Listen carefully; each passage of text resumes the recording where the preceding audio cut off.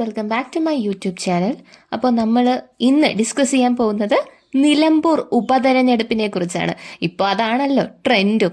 ഉപതെരഞ്ഞെടുപ്പ് വരെയല്ലേ നമ്മുടെ PV അൻവറിന്റെ സാന്നിധ്യമുള്ള കോൺഗ്രസ് ജയിക്കോ, അതോ ഇനി LDF തന്നെ കയറുമോ, അതോ ഇനി BJP ചരിത്രം കുറിക്കൂ? അങ്ങനെ പല ചോദ്യങ്ങളാണ് വരുന്നത്.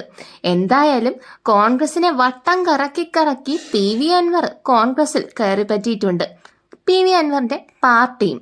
അങ്ങനെ തിരഞ്ഞെടുപ്പ് ഡിസ്കഷൻ നടന്നപ്പോഴാണ് വന്നിരിക്കുന്നു തിരഞ്ഞെടുപ്പ് ഡേറ്റ്. ജൂൺ 19 വോട്ടെടുപ്പ്. 6 മാസത്തിനുള്ളിൽ നടക്കുന്ന തദ്ദേശ സ്വയംഭരണ തിരഞ്ഞെടുപ്പിന് 9 മാസത്തിനുള്ളിൽ നടക്കേണ്ട നിയമസഭാ തിരഞ്ഞെടുപ്പിനും ഇത് വഴികാട്ടിയാവും. അതിനാൽ ഫൈനൽ പോരാട്ടത്തിന്റെ അടിത്തറ ഒരുക്കുന്നതിനായിട്ടാണ് നിലമ്പൂരിന്റെ വിധിയെ കാണുന്നത്. BJP ഈ ഉപതെരഞ്ഞെടുപ്പിനെ ഗൗരവത്തിൽ എടുക്കുന്നില്ല എന്നാണ് ഭാവം. പക്ഷെ LDFനും UDFനും ഇത് അഗ്നിപരീക്ഷ തന്നെയാണ്.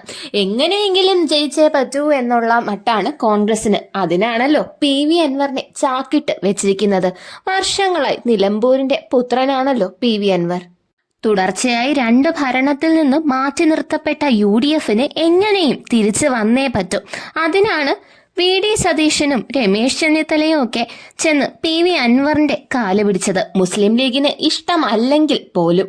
PV അൻവർ ആകട്ടെ നല്ലൊരു കുറുക്കൻ കൂടിയാണ്. കിട്ടിയ അവസരമല്ലേ അങ്ങ് മുതലെടുക്കാമെന്ന് വിചാരിച്ചു.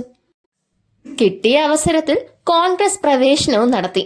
അല്ല എന്താണെന്നല്ലേ, നമ്മുടെ തൃണമൂലിലെ PV അൻവറില്ലേ, അദ്ദേഹം തൃണമൂലിനെയും കൂടി കോൺഗ്രസിന്റെ സഹപാർട്ടിയായി അംഗീകരിക്കാൻ വേണ്ടി നിർബന്ധം പിടിച്ചു. അങ്ങനെ എങ്ങനെയെങ്കിലും ജയിച്ചല്ലേ പറ്റൂ. അതുകൊണ്ട് തന്നെ കോൺഗ്രസുകാർ അത് അംഗീകരിക്കുകയും ചെയ്തു. ഇടതുമുന്നണിയാവട്ടെ പിണറായി വിജയനെ മുൻനിർത്തിയുള്ള ഭരണ തുടർച്ചയുടെ ആത്മവിശ്വാസത്തിലാണ്. അതാണ് അണികൾക്ക് ബലമേകുന്നത്. ഇത് ചീട്ടുകൊട്ടാരം പോലെ തകർന്നു പോകുമെന്നാണ് എതിരാളികളുടെ കണക്കുകൂട്ടൽ. പക്ഷെ നിലമ്പൂർ നിലനിർത്താനായാൽ വീണ്ടും ഭരണ തുടർച്ചയെന്ന അസാധാരണ സ്വപ്നത്തിലേക്കാണ് ഇടത് വാതായനം തുറക്കുക. ഇനി അടുത്ത പ്രശ്നം എന്ന് പറഞ്ഞാൽ സ്ഥാനാർത്ഥി ആരാകുമെന്നുള്ളതാണ്. UDFിനെ സംബന്ധിച്ച് നിർണായകമായും അതൊരു നിർണായകമായിട്ടുള്ള കാര്യം തന്നെയാണ്.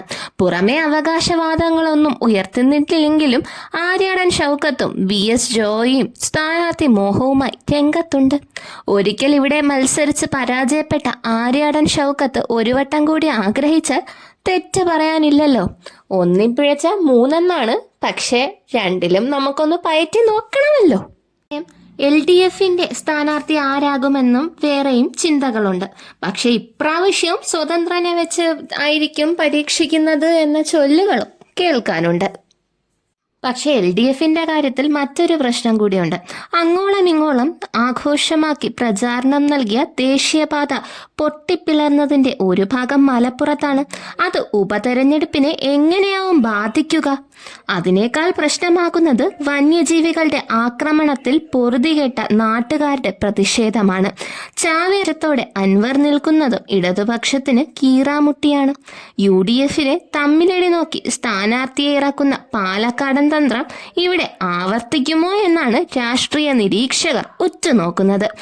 ആര്യാടൻ മുഹമ്മദിന് ആവർത്തിച്ച് വിജയം സമ്മാനിച്ചിട്ടുള്ള നിലമ്പൂർ പൊതുവെ വലതുപക്ഷ മണ്ഡലവുമാണ്.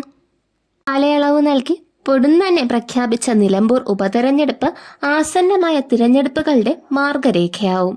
ജൂൺ 2 വരെയാണ് പത്രിക നൽകാനുള്ള തീയതി. അത് കഴിഞ്ഞിട്ട് വോട്ടെടുപ്പ് ആദ്യമേ പറഞ്ഞല്ലോ. വോട്ടെണ്ണല് ജൂൺ 23 അപ്പോൾ എന്താവുമെന്നറിയാൻ ജൂൺ 23 വരെ കാത്തിരിക്കേണ്ടി വരും. ഇന്നത്തെ എൻ്റെ വീഡിയോ ഇഷ്ടപ്പെട്ടെങ്കിൽ ലൈക്ക് ചെയ്യുക, ഷെയർ ചെയ്യുക, സബ്സ്ക്രൈബ് ചെയ്യുക. Thank you for watching.